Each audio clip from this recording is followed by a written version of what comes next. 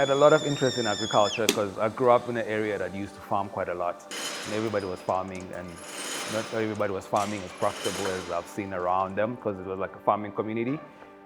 But most people, like, it was between commercial farmers and small-scale farmers. And I always stayed in the areas where there's like subsistence farmers, and I always wanted to help those people farm better.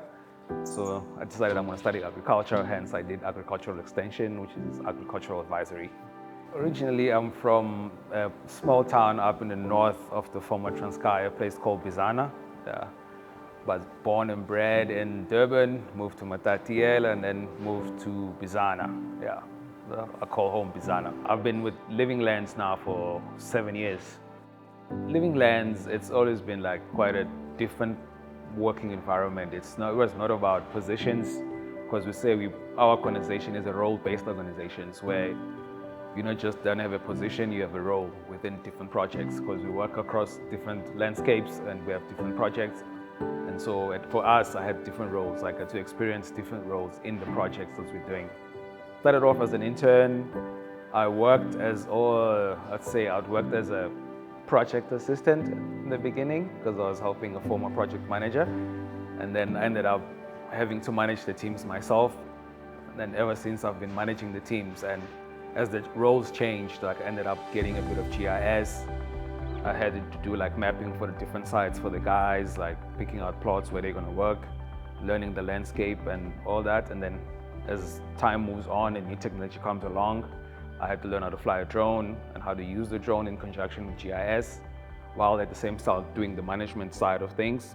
We also work with machinery as well, so my responsibilities have been running those things.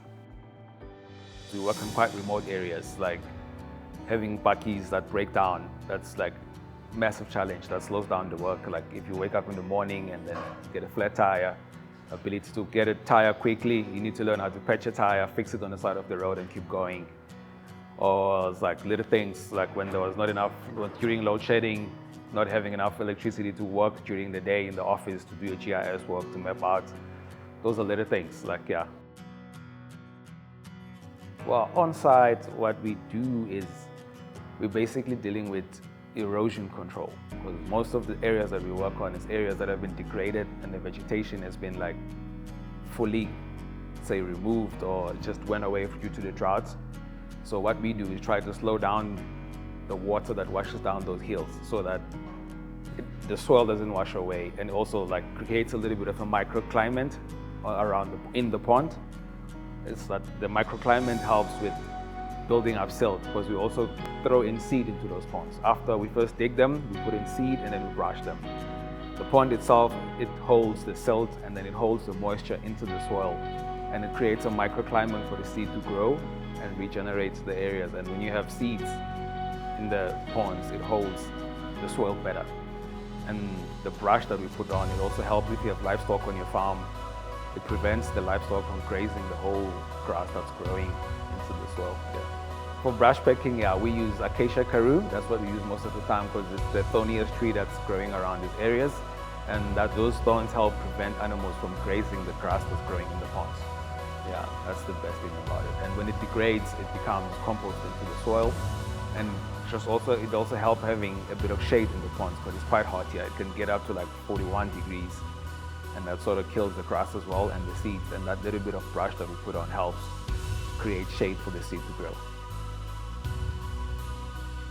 I'd say the most exciting thing about what we do is like thinking about it long-term wise, because what we do will take a couple of years to see the results.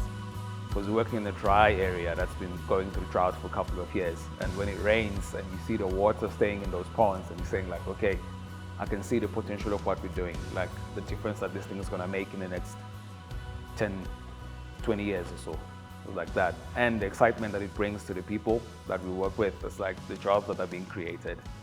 And seeing even the guys that I work with, like being able to progress. Some of them are building houses now. I'm like, that's cool. For growth for anybody, like myself in the organization, depends on the growth of Living Lands itself. Like when Living Lands grow, we all grow.